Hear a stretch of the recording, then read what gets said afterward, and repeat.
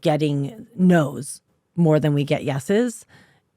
Really trusting that the no's are a gift, as opposed to, oh man, I should have got that, or why didn't that pilot get picked up, or why did my recurring only end up one episode, or whatever the thing, right? So, to be able to look at any negative experience as a gift, or a blessing, or a guidepost. Welcome to Get Scene Unscripted. I'm your host, Jesse Malinowski. We are going to dive into acting insights, meet industry pros, and master the business. Don't forget to subscribe and share. We're keeping you behind the scenes and ahead of the game. Hello, everyone. Welcome. If this is your first time watching Get Scene Unscripted, welcome. So glad that you're here. I'm Jesse Malinowski, and if you're coming back, welcome back. Get ready for an incredible interview that I have a feeling is going to move your actor journey forward in a big way. And I want to read what someone has said about us. It's from AMAW. Thank you, Get Scene, for always delivering for the Southeast actor community. The episodes so far have been bangers, and I'm both excited and anxious for more content. This platform is going to change the game for so many creatives, and your dedication to continuously serving others is greatly appreciated. Thank you very much for that. I really appreciate it. And bam. And if you haven't left us a review and you're enjoying these episodes, go ahead and do that now, or you can do it at the end. And if you haven't subscribed, now's your chance. And with that, everyone, let's meet our next guest in Miss Katelin Chesna. Whoa. There she is. Katelin is an incredible actress, also running AMAW Atlanta. You have such good energy. I love you. You're so much fun, and I'm glad that you're here. Oh, my goodness. Well, I feel the same way about you. You're amazing. And from day one, when I first moved here and met you, I thought you had amazing energy. And I think you're like such a stud at what you do. So thanks. Got a great team. Yeah, love it. Well, you definitely help actors a lot. Thanks. Yeah. Well, Katelin, it's funny when I think about it. I'm like, we like go back, Yeah. I've been here. Oh my gosh, almost 8 years. Yeah, and did you come to, because I know you were at Get Scene, and now that I'm thinking back, all I remember, and this is what I was going to ask you, that like I felt like we met when I produced the 1X Spectacular. Is that like where we met? And I produced the 1X Spectacular, and I just remember thinking you were so fantastic in that show. And you brought so much fun and you just like such boldness on the stage. I was like, this woman's incredible. Like is what I was thinking. That was a way to start off, man, with like that role here, because like I'm basically in my underwear. Yeah. Was that like right out the gate, or were you here for a little bit first? Or that was within.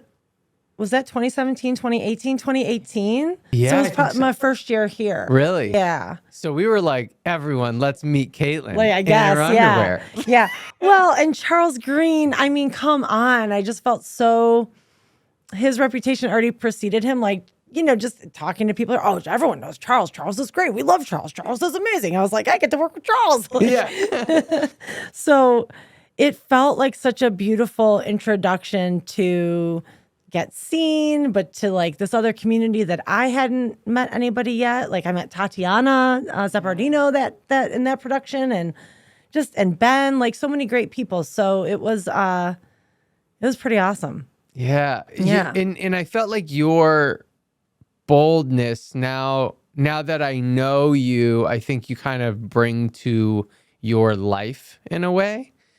Is that something that you think about? Can you elaborate on that? Like, is that something that you think like, yes, I try to bring boldness or I don't know. It's like this high energy, electric current that you have inside of you. I always say like, I have Energizer Bunny energy. Yeah. And I, for better, for worse, like when I was little, it was the thing that my family was like, bring it down. You are too much. You are too intense. You're too big. You're too emotional. You're too much. And it was that whole adage of children are to be seen and not heard. And that was not me. I mean, it's still not me.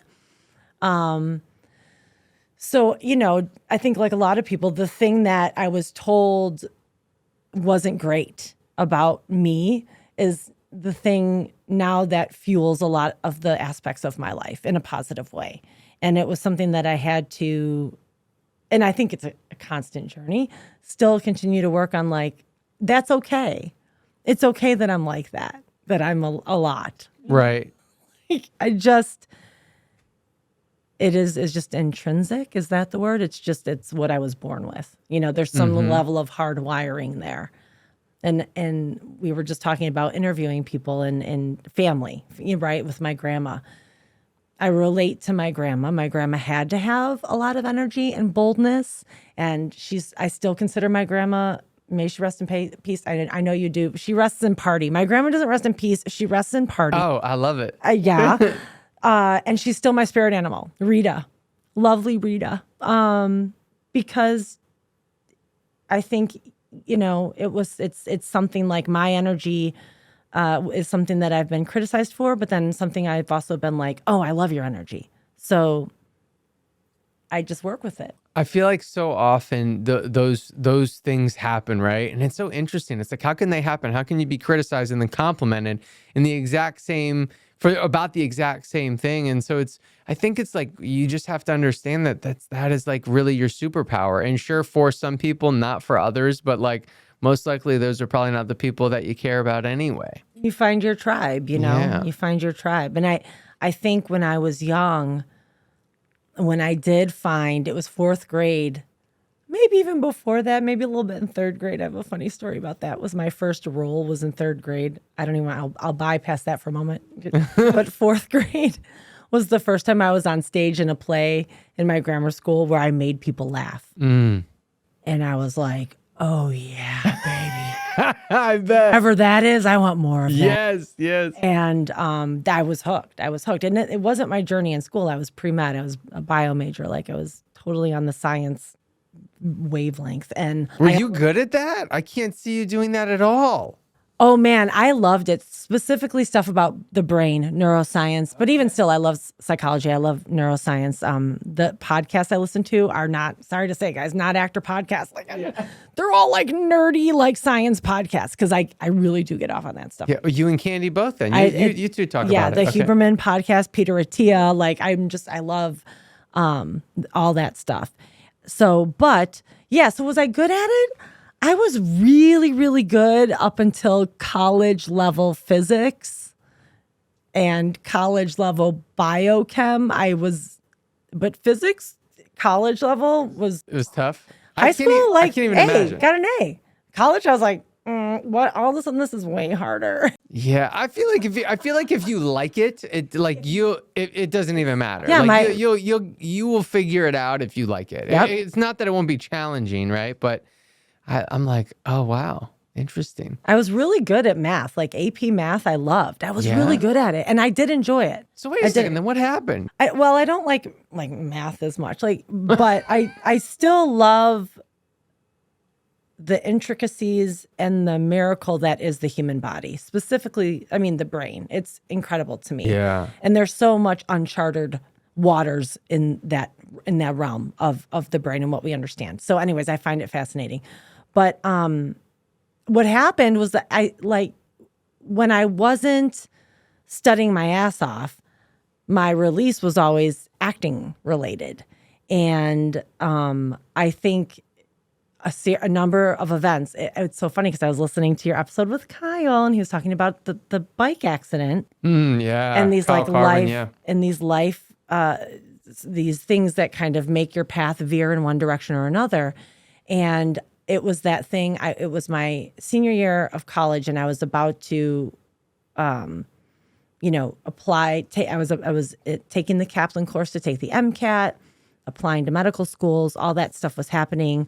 I had a really awesome internship at a hospital in Chicago with a neurologist, and because he had been a friend of the family's, I was able to go on rounds with the medical students as I'm still in college. So that taught me a lot. He taught me how to look at an MRI and study a stroke and evolution to be able to tell how a patient's going to present the next day after their stroke. And I got really good at that. Wow. And I really loved it. However, at the time, I was also producing fashion shows for this big nightclub in downtown Chicago and dating the head DJ and like bartending and doing all this other stuff. And I was producing these shows, these runway shows, and when I would go to agencies, I wouldn't just hire models, I'd hire model actors because the model actors brought like pizzazz and showmanship to these runway shows, not just like model, nothing against models, but like they just brought, just extra. Yeah. And there was a couple, a boyfriend-girlfriend couple in one of my shows, and they're like, you need to come to our acting class. You need to come to our acting class at Center Theater in Chicago. And I was like, okay, fine. I just didn't have time. Like, I don't know when I have to study and do this. I am so busy. But I went and I was like, oh yeah, I forgot how much I love this. And so then I started doing that again. And there were a series of events. Something happened with my mentor that I looked up to. He crossed the line, right? He crossed the line in our relationship, and he was someone that I had definitely had on a pedestal that I looked up to and crossed the line in a sexual way. And I was like, that's not okay. But it wrecked me. It wrecked me. And I had an opportunity with someone else from my bartending world that was like, hey, there's this thing in New York. Do you want to I'll fly you out. We're staying at the Four Seasons. I'll put you up. Would you want to come do this thing? And now, with these fashion shows. And I was like, yes, because I needed a break from all that was this other thing. I was writing a paper for medical school, all this stuff. And so I was like, let's just go to New York. When I got to New York, I was by myself overlooking Central Park South on the penthouse of this building. And every cell in my being just knew, you need to be here.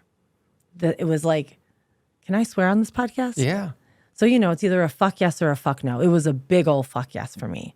I was like, and then from that moment, everything was vibrating. Like every cell in my being was like, you need to be here. Every part of my soul, spirit, source, whatever inside me was like, you need to move here. You need to pursue acting. This is your thing. And so I don't know, had that negative event happening, had I taken that trip, had I followed that calling or whatever, that nudge, it was a big nudge. But I've never looked back since. And it's not to say, having regrets a waste of energy for me. Having regrets it's just why I put my energy there. Like, look forward. But it's such a great proof, like this story and how they connect, right? Is like, you said like that wrecked me, what had happened with that mentor, but really, like you said, none of these other things would have happened otherwise. It's right. Like we need these, it's almost like we need these negative things actually to happen to us. And if we can remember that all the things that happen, good and bad, happen for us, not to us. Yeah. I love that. And that perspective, I still, on the daily, right, as actors, getting no's more than we get yeses, really trusting that the no's are a gift, as opposed to, oh man, I should have got that, or why didn't that pilot get picked up, or why did my recurring only end up one episode, or whatever the thing, right? So, to be able to look at any negative experience as a gift or a blessing or a guidepost. Yeah. Like this is a little guidepost, like you're going this direction, but really you're supposed to be going this direction, And I think that perspective has been a good way for me to shift my mindset in a lot of ways, because I wasn't always like that. How do you feel like you got there? Because I feel like there's other people that are like, easier said than done. And like you said, I haven't always been there. How did you finally get there to be able to see that these moments that happen in our lives can be guideposts, can be helpful. I mean, it's an ongoing process, right? Sure. But I will say a big part of it is just, I'm listening to a podcast right now, and this was exactly her answer: suffering. I think it was suffering. I think we get to a point, okay, I can only speak from my own experience. Got to a point where I suffered enough. I had enough days where I felt underwater, emotionally, spiritually, mentally, whatever, physically. I just felt under it, under a rock, underwater, whatever, suffocating in my own experience. And I got to a point where I'm like, I don't want to suffer my life anymore. I don't want to hit a lower rock bottom than where I feel I'm at right now, as far as my mental health or being depressed. And I feel like I got sick and tired of being sick and tired, right? I just got fed up with that feeling of one of my family, like the conditioning I was brought up into. Not my whole family, but there's a big part of my family's motto is like, life's a bitch and then you die. I was like, I don't want that to be my motto anymore. Yeah. I don't feel like life has to be suffering all the time and hard work all the time. That I have moved around in my life enough to see that there's another way to live. There's many other ways to live, but I don't have to choose this. And that being happy, if that's a word, or being in gratitude is a choice. Yes. Enjoying the life that's in front of you is a choice. Trusting your life is a choice. And one of my other my still current mentor, Anthony Mindel, who's my acting coach and friend and whatever, love of my life. I love him. He's amazing. But that was a note I got in a class once. Katelin, you got to trust your life. And at first I was like, what does that mean? Because I was still in the suffering. I'm suffering for my art. I'm a suffering artist. Oh, I got to be in pain to be a good artist, bullshit like that. And I was just in the throes of feeling boohoo, and I'm not making light of depression. Because I've been there. But I was in it. And I couldn't see the light at the end of the tunnel. I couldn't see that there was a way out. But that was one of those, it felt like a physical slap in the face, even though it was only words. It felt, I've had a couple moments in my life where it was like, Katelin, you're being a victim of your own life experience, and you don't have to be. And so it was a combination of things. It was like I was sick of feeling the way I felt. And I had people what a blessing that there's people that come into our lives that can give us a little nudge in the right direction if they see us going in the wrong direction. And at the time it felt hard and I didn't understand. And I think it was one of those acting classes that I cried in my car on the way home. No one else ever had that? No? And I was like, why am I not a famous actor? Where? But I think it was a wake-up call to have him say that. And I had other experiences in my life that were similar that had come to mind. But I just started to decide, what does it mean to trust my life? What does it mean to love myself? That was just, you have to love yourself first. Love yourself. I was like, what does that mean? I don't understand. And so I started to pursue, I want to understand this. I want to understand what self-love is. And I want to understand what it means to trust my life. Because people say those things. To me, they're just quotes, that's on, you buy that at Bed Bath & Beyond on a little plaque. Okay, live, love, laugh. I don't what does that mean? And so to me, it's just like a joke on SNL, whatever. So I began that journey of really diving deeper into understanding who I am, why I feel the way I feel, why I behave the way I behave.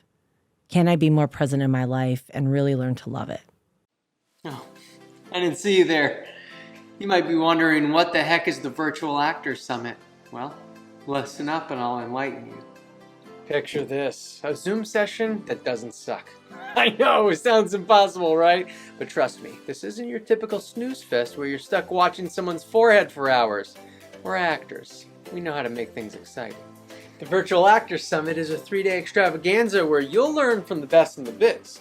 Guest instructors, agents, and casting directors. Think of it as a crash course in acting awesomeness, minus the turtlenecks and pretentious monologues. You'll get hands-on training. Actors will get real-time feedback and the chance to actually participate. No more passively listening while you're secretly scrolling on TikTok. We're talking active engagement here, people! Still wondering what the heck this is? It's your ticket to leveling up your acting career. Whether you're in a place trying to snag an agent, get more auditions, trying to book more acting jobs, this summit is your golden ticket to help you get there. And the best part? There's no upcoming union strikes to worry about. So there's no sudden plot twist here. So what the heck is the Virtual Actors Summit? It's your chance to learn some new skills, get re-energized, and not even have to put on pants. Register now, and I'll see you there.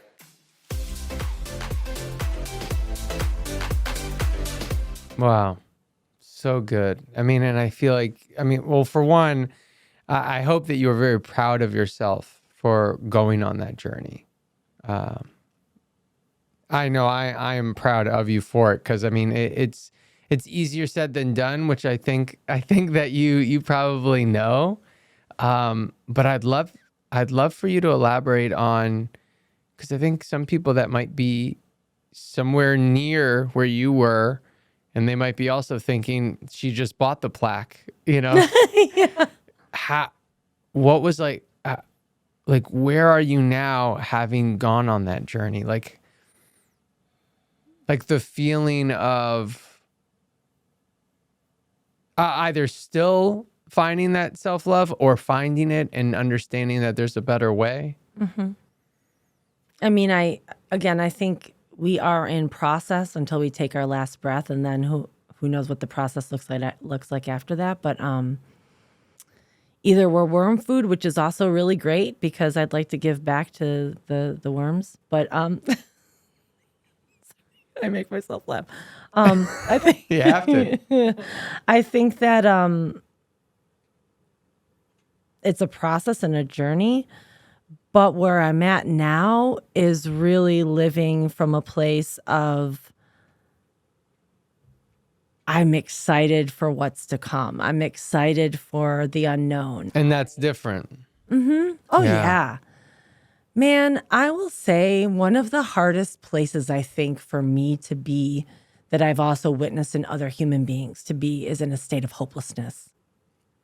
I think hope is such a gift. And I think it's such a gift to give to other people, and not false hope, but like hope that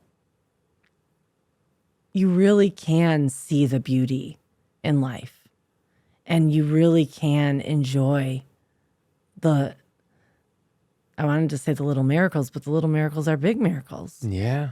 And you can, if you choose to listen to that and pay attention to that, I think you can shift it. I think we have the power within ourselves to shift that stuff. And I don't think, and that might also mean a therapist helping, or a support group helping, or a good friend helping, or a coach or a mentor, or, right? Like, I don't think that we do it alone. No. At all. Yeah. I think that there has been this part of me, this willingness to grow and expand, that has looked outside myself for mentors, for people that might elevate me because I'll learn something from them. I think I'm always searching that out still. I love learning and growing and expanding. So to answer your question, I feel like I'm in a different place because, bringing it back to the beginning of our conversation about my energy or being too much, too big. Oh, you're so intense. Oh, you're too emotional. Learning how to harness my superpower, right? On so many of the superpower journeys that we watch in the Marvel universe or on The Boys or whatever, like a super person, superhuman has this power, but at first they can't, it can hurt them until they learn to control it, and then it can help them. And then it can help others. Right?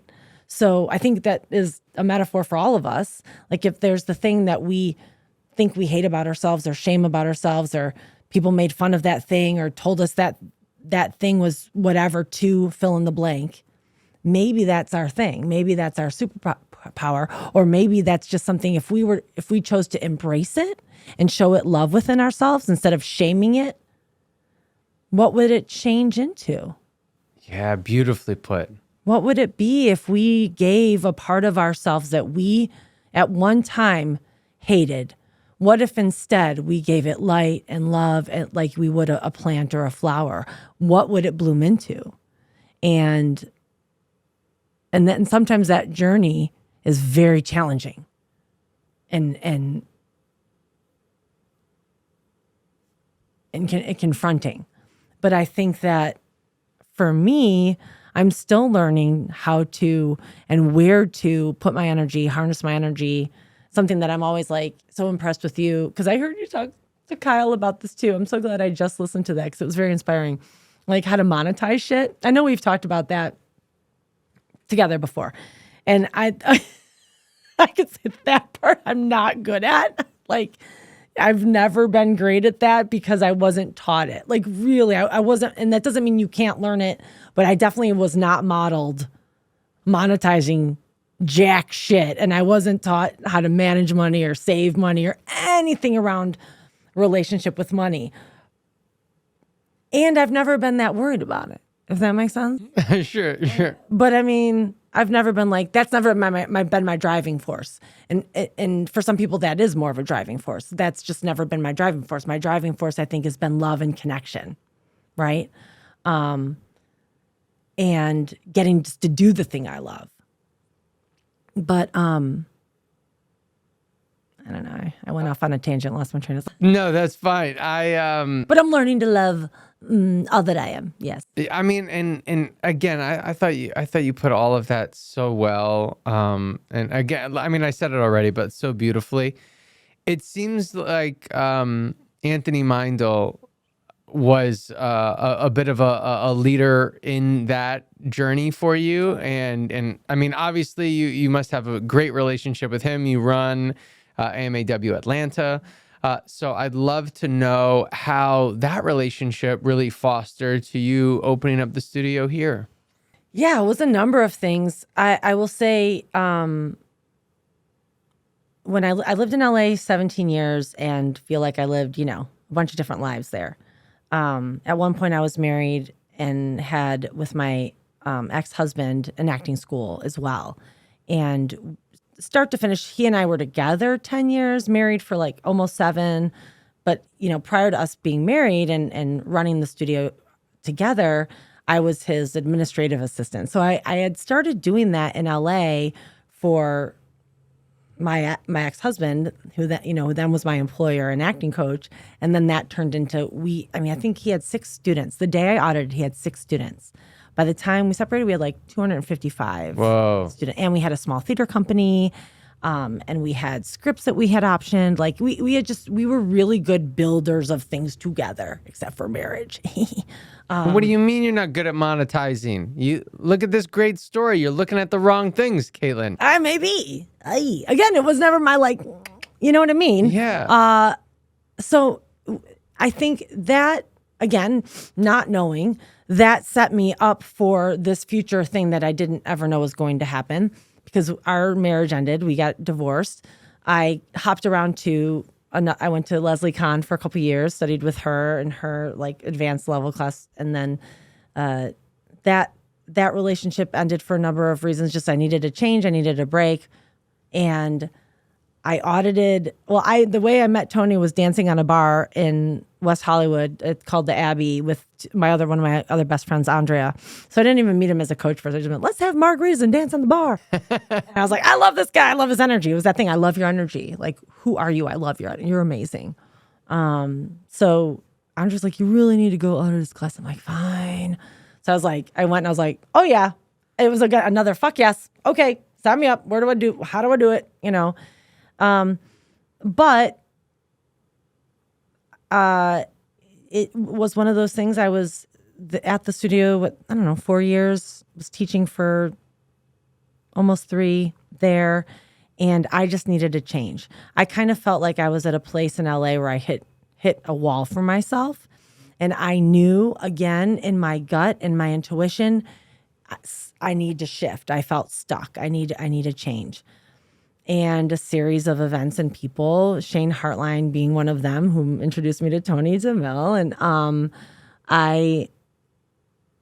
and then Lindsay, who introduced me to Kyle, which that was why this was so crazy, serendipitous. But just talking to a few people, I was like, let's do it. And then, but this serendipitous part, we had a teacher meeting, a staff meeting at AMAW LA, and people were talking about, okay, where should the next studio be? And people had said like, oh, you need to have one in Chicago. And I was like, oh yeah, I love Chicago. Like, I'm from Chicago. Like, let's go. But then somebody was like, why don't we have a studio in Atlanta? Like, there's so much going on there. It just seems silly to not. And again, I had started having these little twinklings of conversations around Atlanta and like thinking about it. And so Tony's like, yeah, I do want one, but no one really wants to move in. I just raised my hand. I'm like, I'll move there. I'll go. That was it. It was just like, I just trusted that. Wow. Still quiet voice inside. I just trusted it. And I've never been afraid to just up and move somewhere. Like from Chicago to New York to LA to here. That's never been, I'm just like, let's go. You don't know anyone. I'll meet people. There's a lot of people out there. I'll meet them. So I've never just been afraid of that. I think maybe being an only child and having to like kind of find my way in the world by myself a lot of the time. So I've never been afraid of that, being alone part or having to meet new people. So yeah, that's how it started. Like literally, I was just like, you need someone to go. I'll go. I'm ready. I'll go. Let's do this. I convinced Daryl, which was like iffy at first. He was not how I was like in our relationship. I guess we had been together 3 years, but moving across the country with someone can bring its own. Was Daryl loving LA? He was meh about it. Okay, yeah. And we lived right across the street from the Chinese theater. Like, so we were like literally in the thick of it. We had that apartment for 3 years. Yeah, shout out to Daryl Stettinger. Snout out to Stettinger. Images, great headshots. Awesome headshots, awesome dude, great actor, great person all around. Yeah, I love Daryl. He's awesome. Well, I actually wanted to bring Daryl up, so I'm glad that you did. No D. About balancing a relationship, a romantic relationship with someone that's also in the business. And, I know, so he's, you guys are both actors. He's also doing the headshots. You're running the studio. You're both kind of, helping the students there and being leaders and mentors there at the studio. How do you balance that well while still, really kind of serving one another and as people and as a couple? Yeah, I love that you asked that question, and I feel like you and Candy do a great job of it as well, and you guys are admirable in that way. We're I think still we're working at it. It's always a work in progress, what you just right? said. Yeah, exactly what you just said. Yeah. The fur babies help. Yeah. I think because they're a goal that we have. Not a goal. That sounds so strange. They're a common thing that we love together. That's outside of all of it. We don't have human babies, so we have furry babies. We have 2 doggies and 2 bunnies. Bunnies on accident. That was, one of them. Yeah, it was a whole thing. But we never plan on having rabbits. Let's put it that way. But now you do. And now I do. Yeah. We're in it. I think part of balance is making sure we check in with each other. And sometimes that has to be very intentional because we can both get into our rhythm of our lives, of our days. Busy. Busy. Yeah. But we have things in our relationship that we've had since day one that might sound a little hokey to a lot of people, but it really is a grounding force for us. Our first couple of dates were at the gym. And to this day, almost every day we work out together. and we love it. And that's true. I saw them run, and they were in the zone. I forget where we were. Me and Candy were walking the dog, and they ran by us. And we were like, oh, there's Katelin and Dale. Should we say hi? And we both were like, they're kind of in the zone. And we were like, I think we're just letting them run. And so I was like, I guess I'll just text her later. So I've seen We're you guys. we're pretty inside. Yeah, you guys are like doing it. Like people have come up to us at gyms everywhere. Sometimes they're like, are you guys, are you teaching a class? Like, what are you doing? And we're like, no, we're just like working out together. And that was like something that even got us through COVID. Like as silly as it sounds, I bet. we came up with these exercises that we call them the sinister, because like we had to work out in the living room. So we like came up with these bodyweight hit exercise series that last like a half hour. And now we have like 5 of them. So today we'll be like, you want to do Sinister today? Like, you want to do Sinister 1 or Sinister 4? Let's do Sinister 3. We haven't done that. Like, dorks. Like, but I think when people have those commonalities, like the things that are kind of like, this is something we genuinely enjoy doing together. We genuinely enjoy having the animals together. We genuinely enjoy working out together. We genuinely enjoy meditating together. And we do breath work together. And those things are like, they grow us as individuals, but they grow us as a couple too. Mm. We both love, like, how can we grow? He loves personal growth. I love personal growth. Don't get me wrong. Like, it can get challenging. Like when we both have, hey, babe, I have 4 things to self-tape. Great, I have 5. When are we going to do this? I don't know. Like, yeah. not wanting to, I do come up against not wanting to burden him. And that's the wrong word, because he would never be like, you don't burden me. But also it's important to realize, as enmeshed as we are, finding other people in my life, like he doesn't have to be everything. I have other friends and I have girlfriends and I have other actors that like, hey, can you tape me? Or hey, I can tape you. Or hey, how about we do this thing together? I think that's important too. I think he needs buddies that he can talk to and do boys things with. And I need my girls that I do my girls things with. But we also have like these like anchors that, like I said, for a lot of people, I'm sure it's their children. That anchor them, and they have this like, but we have other things that feel really fulfilling for us as individuals and as a couple. So maybe that's part of it. Man, again, Katelin, you're on a roll. That's all I can say. I mean, I know you started by complimenting Candy and I, which I really appreciate, but like everything you just said, I was like, yeah, that's such a good point. And like the working out together, Candy and I will work out together. I mean, really, who really leads the way? Is it you or is it him? That's like, if the other one doesn't want to, or are you guys pretty equal? It's pretty equal. Okay, that's good. It's pretty damn equal. Candy leads the way over here. Yeah. She's gonna like shoot someone if she doesn't work out. I mean, I'm okay. Between the two of us, I'm more that person. Okay, all right, yeah. Yeah. Like everything that you just talked about, having the other things, having the fur babies, wanting to grow, like I'm more in the like personal development type of thing, while Candy is doing a lot more of the science stuff, and she's more focused on like our health. Yeah. So like I let her kind of run with that, but like I'm still very open to it, so like everything that you described, I was like, yeah, I feel like that's so much of like what we're doing as well, that I think is like a solid bedrock and so foundational in the growth of that relationship. Is it's great if you're in the business together, but a relationship, there's just so much more to it that you need those other things. Oh yeah. That the business is not going to keep you together. No. If anything, the business, I feel, has a lot of ways that it can test a relationship, right? Because I don't know if you ever saw it, but Daryl's pretty handsome, like decent looking guy. Yeah. And he's got like really nice abs. And some shows might want him with his shirt off. Maybe. Some shows might want him to fully make out with other people. and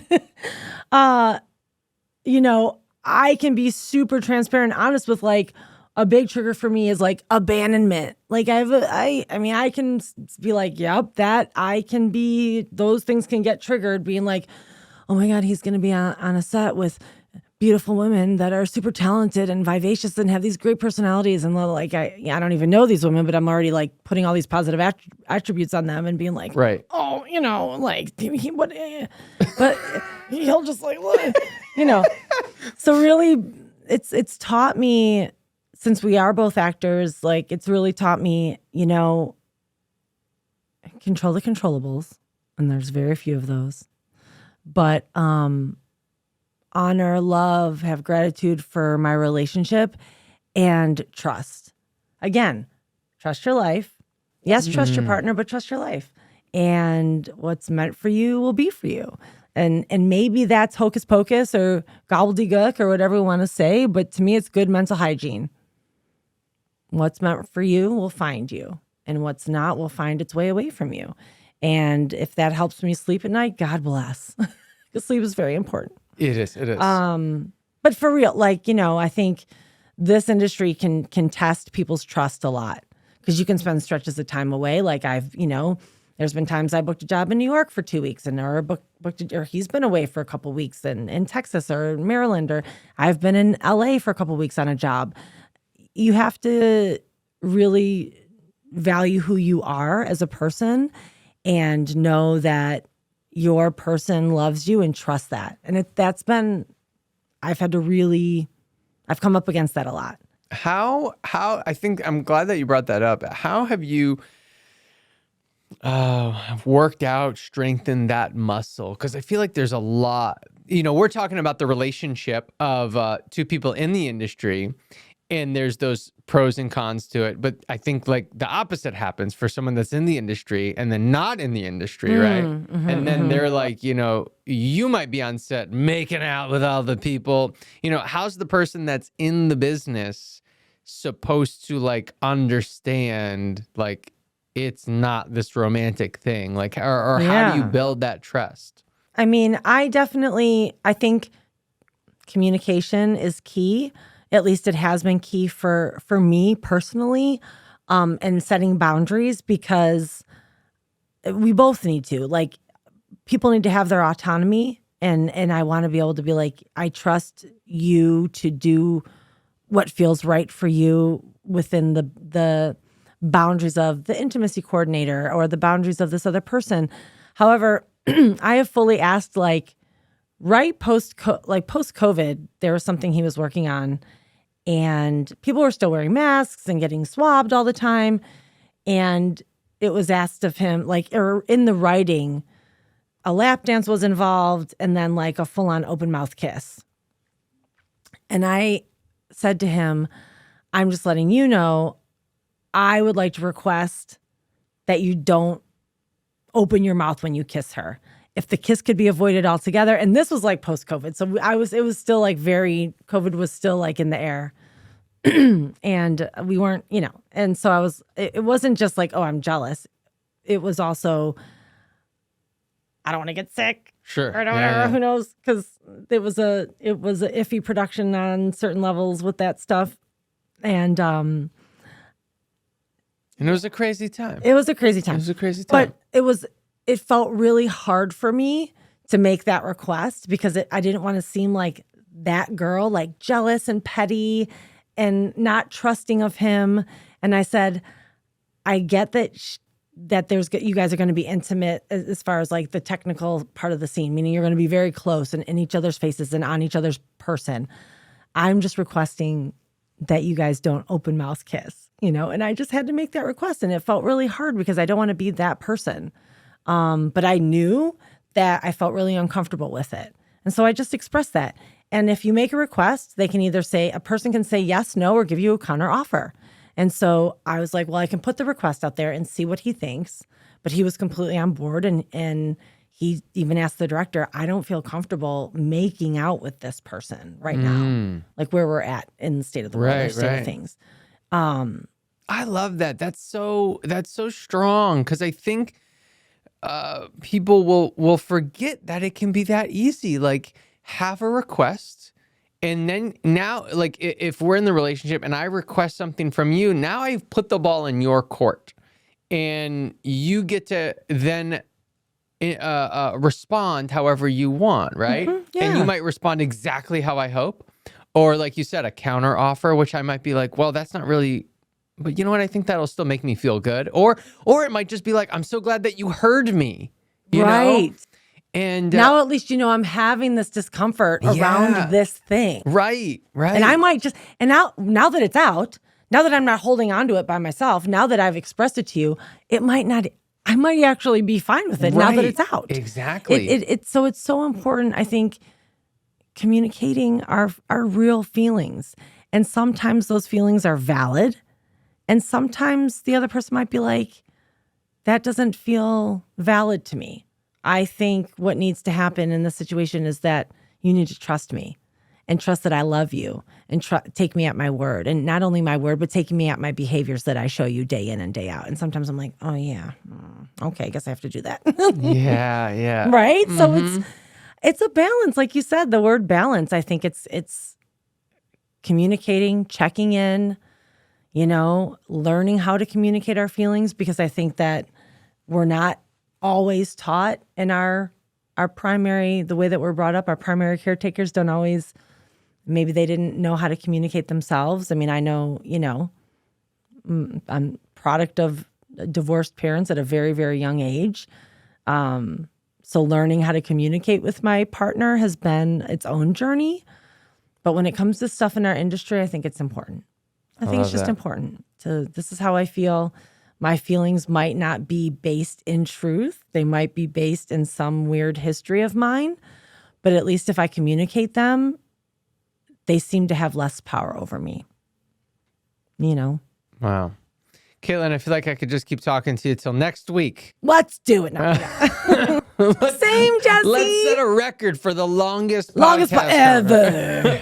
But what I think instead needs to happen is our spotlight sign off, which is 5 questions to end strong. Dun, dun, dun. Question number 1.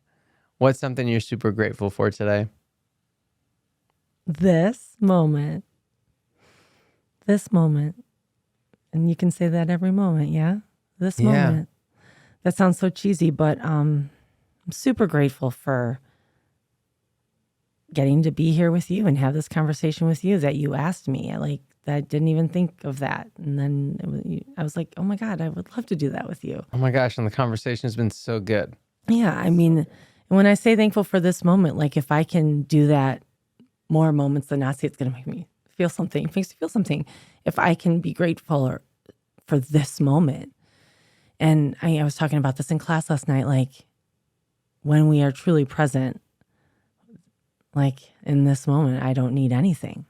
I have everything I need. So it's really special. As cheesy as that sounds. No, I mean, you know what? It does sound so cheesy, but like there's such power in that if we can just take this moment. How many moments are we missing? Yeah. And like in this moment, I can see you, I can hear you, my heart's beating, I can breathe. I have all my limbs attached. It's pretty, my stomach's full. Pretty fucking good day. I love it. Question number 2 is, what is a television show, film, book, or event that changed the trajectory of your life?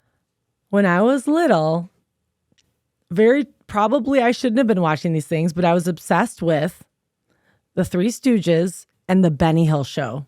Really? And I think a lot of my sense of humor. I was just about to say, well, now I'm not as surprised by your energy. Both of those shows are very high energy. But I would stay up at night and watch reruns of those shows. Oh my gosh, you never went to sleep. Yeah. I would get in trouble for doing extra credit by my itty bitty reading light at night. My mom would have to come and take away homework from me. I was so weird. Wow. I still am, but I mean, that was weird. That's awesome. Wow. Yeah. I feel like that a 1,000,000% had to shape you in some kind of way. I'm sure. I just loved that humor, and I still love that humor. Silly pratfall, silly, as not PC as the Benny Hill show. Like you could never have that show now. That sort of potty humor, like blue potty humor. I mean, dude, I still love it. It's so I mean, That's so funny. That's just so yep, funny. I just do. All right. Third question. Makes me happy. What is something in your daily routine that you really cherish? Yeah, getting back to the stuff with Daryl. Love our workouts together. Love meditating with him. The dogs know when it's time to meditate too, because they're like, "Oh, it's time to meditate. Let's curl up in our little spot on the couch." Or like, usually little B is on Daryl's lap and Buzzy is on my lap, and like, let's do our Wim Hof breathing and meditate together. And like, I cherish it. I cherish it because again, it's something for me, my own growth. But then as a unit, it's very grounding and beautiful. And That's awesome. Did you do it before or after the workout? before.